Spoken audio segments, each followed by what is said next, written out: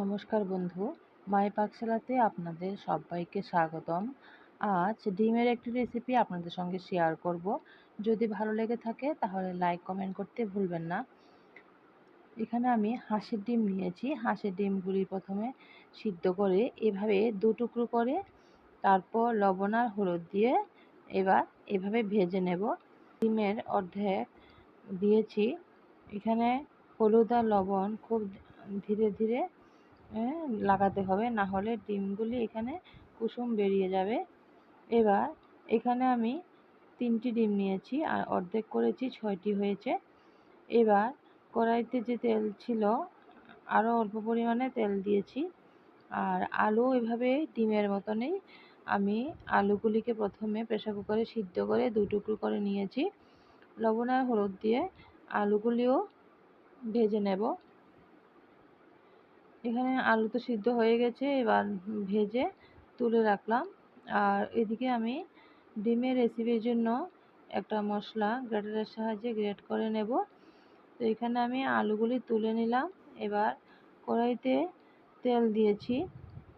এবার কড়াইতে সরষের তেল দিয়েছি, দিয়ে ফোড়ন দেবো, একটা তেজপাতা দিয়েছি, লং দারচিনি দিয়েছি, দিয়ে দেব পেঁয়াজ কুচি। পেঁয়াজ কুচিগুলি হালকা কালার হলে তারপরে এখানে দিয়ে দেব টমেটো। এখানে আমি 2টি টমেটো নিয়েছি, ছোটো করে কেটে নিয়েছি। এখানে আপনারা টমেটো পেস্ট করেও দিতে পারেন। এবার দিয়ে দেব এখানে গ্রেটারের সাহায্যে গ্রেট করে নিয়েছি পেঁয়াজ কুচি, আদা, এগুলি দিয়ে দেব। আর খুন্তির সাহায্যে ভালো করে টমেটোগুলিকে ভালো করে পেস্ট করে নেব, যতটুকু পারা যায় অতটুকু এভাবে ভেঙে দেব। এবার দিয়ে দেব হাফ চামচের মতো ধনে গুঁড়ো, হাফ চামচের মতো জিরে গুঁড়ো আর সামান্য পরিমাণে হলুদ গুঁড়ো দিয়েছি। এভাবে ভালো করে মশলাটা কষিয়ে নেব। অল্প পরিমাণে জল দিয়েছি যাতে মশলাটা পুড়ে না যায়।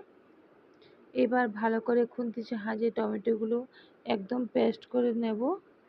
আর এখানে দিয়েছি কাশ্মীরি লাল লঙ্কার গুঁড়ো হাফ চামচ। আপনারা যেরকম ঝাল খেতে পছন্দ করেন সেই অনুযায়ী কাঁচা লঙ্কা দিয়ে দেবেন। আমি এখানে 3 থেকে 4টি কাঁচা লঙ্কা দিয়েছি। আশা করি আমার এই রেসিপিটা আপনাদের যদি ভালো লেগে থাকে তাহলে বাড়িতে অবশ্যই একবার রান্না করে খেয়ে দেখবেন। নতুন বন্ধু যারা আছেন আমার চ্যানেলটাকে এখনও সাবস্ক্রাইব করেননি তাদের কাছে অনুরোধ রইল আমার চ্যানেলটাকে সাবস্ক্রাইব করে আমার পাশে থাকার জন্য। এবার আমি এখানে জল দিয়ে দিলাম। মশলাটা ভালো করে কষানো হয়ে গেছে, জল দিয়েছি। আর এখানে আলুগুলোও দিয়ে দিলাম। আলুগুলো দেখুন বড় বড় করে রেখেছি।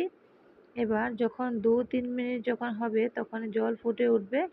এবার দিয়ে দেব ভেজে রাখা ডিমগুলি দিয়ে ভালো করে এভাবে রেখে দেব 1-2 মিনিটের মতো। খুব ধীরে ধীরে এগুলি নাড়াতে হবে, না হলে ভেঙে যাবে। সবশেষে গরম মশলা দিয়ে আমি নামিয়ে নেব। সবাই ভালো থাকবেন, সুস্থ থাকবেন। আবারও অন্য কোনো দিন অন্য কোনো রেসিপি নিয়ে আপনাদের সঙ্গে শেয়ার করব।